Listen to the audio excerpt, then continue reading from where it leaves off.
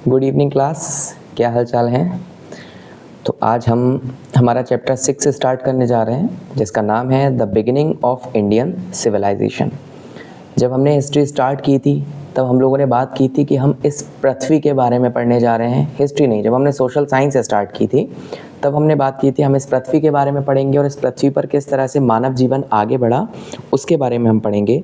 तो आज हम उसी के एक स्टेप पर हैं जहाँ पर है the beginning of Indian civilization, कि जो हमारा भारत देश था, हमारे भारत देश में ह्यूमन सिविलाइजेशन किस तरह से शुरुआत हुई, यानी कि हमारा जो मानव जीवन है, जो हमारी सोसाइटी है, हमारा मानव समाज है, उसकी शुरुआत कैसे हुई। ठीक है, तो एक स्टेटमेंट यहाँ पर दिया है शुरुआत में, the most ancient civilisation of India known variously as the Harappan, Indus और Indus Saraswati civilisation was indeed remarkable in many ways. जो हमारा भारत देश है, हमारे भारत देश की जो सबसे प्राचीन सभ्यता थी, प्राचीन सभ्यता का मतलब सबसे पुराना समय जहाँ पर लोगों का एक सिस्टम रहता था, उसको अलग अलग नामों से जाना, हड़प्पा, इंडस या Indus Saraswati civilisation.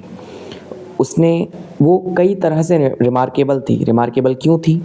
It showed how, इसने दिखाया, इस सभ्यता ने हमें समझाया कि how a well balanced community lives, कि किस तरह एक वेल बैलेंस्ड कम्युनिटी रहती है। वेल बैलेंस्ड कम्युनिटी का मतलब क्या हुआ? ऐसी कम्युनिटी जहाँ पर सब कुछ अच्छा चल रहा है, सब कुछ बैलेंस्ड है। In which the differences between the rich and the poor people are not glaring. ऐसी सभ्यता जहाँ पर अमीर और गरीब के बीच बहुत बड़ा अंतर नहीं है। ऐसा नहीं है कि जो अमीर है वो बहुत ज़्यादा अमीर है और जो गरीब है वो बहुत ज़्यादा गरीब है। सब लोग एक बैलेंस्ड जीवन जी रहे थे। In essence the Harappan societal scenario was not that of exploitation but of mutual accommodation. ये बताते हैं कि जो हड़प्पा का समाज था, जो हड़प्पा का जीवन था, वहाँ जो रहने वाले लोग थे, वहाँ पर किसी तरह का एक्सप्लॉयटेशन नहीं था। एक्सप्लॉयटेशन का मतलब होता है शोषण। शोषण का मतलब होता है जो हेल्पलेस है या जो कमज़ोर वर्ग है उसको परेशान करना।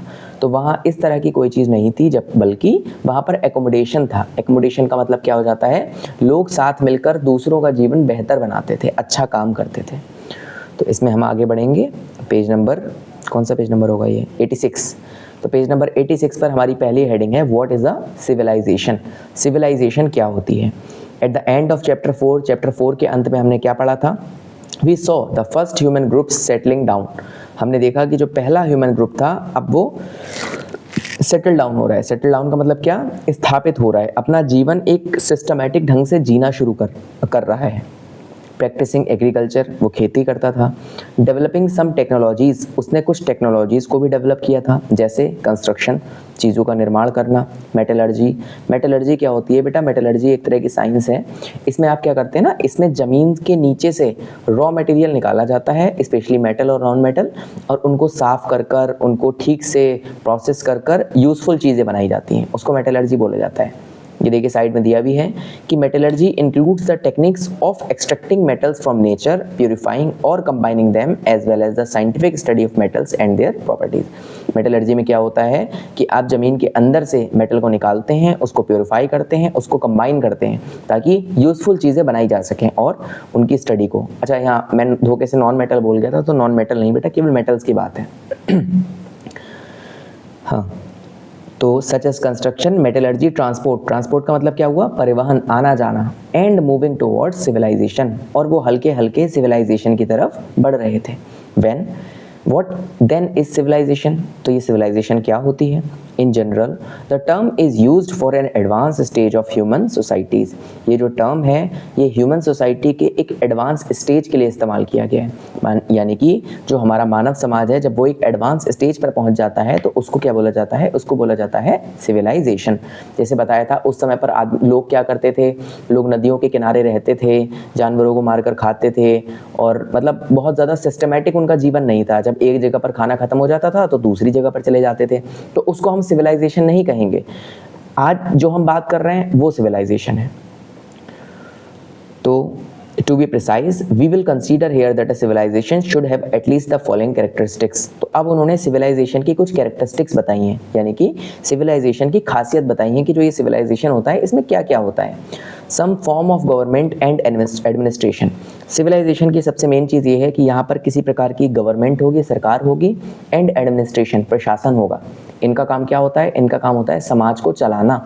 जैसे हमारे एक सरकार है, हमारे स्टेट की एक गवर्नमेंट है, हमारे देश की एक गवर्नमेंट है, वो हमारे लिए क्या करती हैं? वो हमारे लिए पॉलिसीज़ बनाती हैं, है ना. इसके अलावा प्रशासन है, पुलिस प्रशासन है, वो हमारे देश में, हमारे शहर में क्या करता है?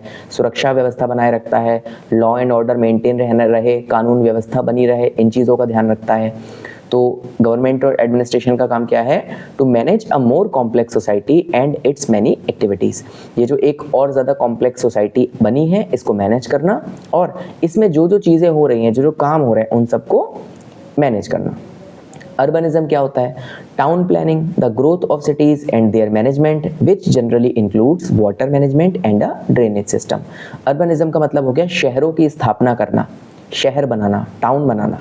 शहरों की ग्रोथ होनी चाहिए, वहाँ का मैनेजमेंट अच्छा होना चाहिए, उसमें क्या होना चाहिए? पानी की व्यवस्था होनी चाहिए, ड्रेनेज की व्यवस्था होनी चाहिए, हेल्थ केयर होना चाहिए, जो भी वहाँ के लोगों के लिए ज़रूरी चीज़ें हैं वो सारी चीज़ें होनी चाहिए. अ वैरायटी ऑफ क्राफ्ट्स की अलग अलग वेराइटीज़ होनी चाहिए, including the management of raw materials and the production of finished goods. जो रॉ मटेरियल है यानी कि जो कच्चा माल है उसका सही से मैनेजमेंट होना चाहिए, मतलब सही से इस्तेमाल करके अच्छी चीज़ें, जो फाइनल सामान होता है, फाइनल फिनिश्ड गुड होता है, वो बनाया जाना चाहिए. Trade, both internal and external, व्यापार होना चाहिए. शहरों के अंदर भी आपस में व्यापार होना चाहिए, और दूर दराज के एरियाज जैसे दुनिया भर में व्यापार होना चाहिए, जैसा कि आज होता है. आप देखते हैं ना कि शहरों के अंदर भी बिजनेस चल रहा है, और भारत का बिजनेस किसी दूसरे देश के साथ चल रहा है, उत्तर प्रदेश का बिजनेस किसी अन्य राज्य के साथ चल रहा है. तो ये चीज़ें होनी चाहिए. Some form of writing needed to keep records and to communicate. उस समय के रिकॉर्ड रखने के लिए भी तो कुछ होना चाहिए ना. जैसे हम लोगों ने हिस्ट्री के सोर्सेज पढ़ा था, उसमें क्या आया था? उसमें इंस्क्रिप्चर्स वगैरह आए थे. तो उस समय की जो लिखित चीज़ें थी वैसे ही इस समय पर भी होना चाहिए, ताकि जो आने वाला समय है, आने वाली जनरेशन है, वो उसके बारे में समझ सके. भाई आज हम लोग जो हड़प्पा सिविलाइजेशन है उसके बारे में पढ़ रहे हैं, तो वहाँ पर रिटन सोर्सेज थे ना, इसीलिए तो पढ़ रहे थे. कल्चरल आइडियाज़ क्या होते हैं? Cultural ideas about life and the world expressed through art, architecture, literature, oral traditions और सोशल कस्टम्स. मतलब वही समाज में जो परंपराएं चलती हैं, त्यौहार चलते हैं, धार्मिक रीति रिवाज चलते हैं, ये चीज़ें भी होनी चाहिए. समाज को बांधने के लिए ये चीज़ें ज़रूरी हैं. अ प्रोडक्टिव एग्रीकल्चर, अच्छी खेती होनी चाहिए, केवल उस गांव को ही खिलाने के लिए नहीं, बल्कि जो शहर है जहां पर खेती नहीं हो सकती वहां के लोगों को खिलाने के लिए भी अच्छी खेती. पुराने समय में क्या होता था? लोगों ने अपना अनाज उगाया, अपना खा लिया. तो सिविलाइजेशन में क्या होता है? लोग अनाज उगाते हैं, खुद भी खाते हैं और बाकियों को भी प्रोवाइड कराते हैं. तो ये है सिविलाइजेशन. चलिए आगे बढ़ते हैं. It is easy enough to see that all these characteristics are present in most societies in the whole world today. ये जो कैरेक्टरिस्टिक्स हमने ऊपर पढ़ी थी सिविलाइजेशन की, हम देख सकते हैं कि जो आज का समाज है, जो आज का समय है, उसमें लगभग पूरी दुनिया में ये कैरेक्टरिस्टिक्स पाई जाती हैं. But when did civilization begin? लेकिन जिस समय पर सिविलाइजेशन स्टार्ट हुआ था, in the sense we have now defined, क्या उस समय पर ये चीज़ें होती थी? Civilization begin at different times in different parts of the world. Civilization दुनिया के अलग अलग हिस्सों में अलग अलग समय पर स्टार्ट हुआ. इसका मतलब ये नहीं है कि वहाँ पर लोग नहीं थे, लोग थे, एक सिस्टमैटिक लाइफ नहीं थी. जैसी आज की सिस्टमैटिक लाइफ है वैसी सिस्टमैटिक लाइफ नहीं थी, नियम नहीं थे, कानून नहीं थे. तो अलग अलग समय पर सिविलाइजेशन अलग अलग जगहों पर स्टार्ट हुआ. In the region known as Mesopotamia, ये आपके लिए एक नया शब्द आया क्या? मेसोपोटामिया. जो मेसोपोटामिया का रीजन था, जिसको आज के समय में इराक या सीरिया कहा जाता है, वहाँ पर सिविलाइजेशन कब स्टार्ट हुआ? वहाँ पर सिविलाइजेशन स्टार्ट हुआ लगभग 6000 ईयर्स एगो. तो आप अंदाज़ा लगा लीजिए, लगभग 2000 साल इधर वाले, फिर पीछे 4000 चले जाएगी, तो लगभग 4000 BCE के आसपास वहाँ पर सिविलाइजेशन स्टार्ट हुआ. And the civilization in ancient Egypt followed a few centuries later. और जो इजिप्ट था वहाँ पर कुछ समय बाद सिविलाइजेशन स्टार्ट हुआ. You will learn about these and a few more civilization in a later grade. आने वाली क्लासेस में आप और सिविलाइजेशंस के बारे में पढ़ेंगे. In many ways humanity would not have reached its present stage without the enormous contributions and advances of those ancient civilization. आज के समय में हमारी जो सभ्यता है, हमारा जो मानव समाज है, वो जिस जगह पहुंच चुका है, अगर ये पुरानी सिविलाइजेशंस नहीं होती तो वो इस जगह पर नहीं पहुंच पाता. ठीक है, आगे बढ़ते हैं। For now however we will only look at the Indian subcontinent, लेकिन इस चैप्टर में हम केवल इंडियन सब कॉन्टिनेंट की सिविलाइजेशंस के बारे में पढ़ेंगे। And its north west region is where our story begin, और उसके नॉर्थ वेस्ट रीजन में, नॉर्थ वेस्ट ध्यान आ रहा है, पिछले चैप्टर में बताया था नॉर्थ वेस्ट रीजन कौन सा था, सप्त सिंधव, जहाँ पर अफगानिस्तान, पाकिस्तान ये सारे एरियाज आते थे, वो नॉर्थ वेस्ट कहलाता था, क्योंकि उस समय पर तो इंडिया वहाँ तक फैला हुआ था ना।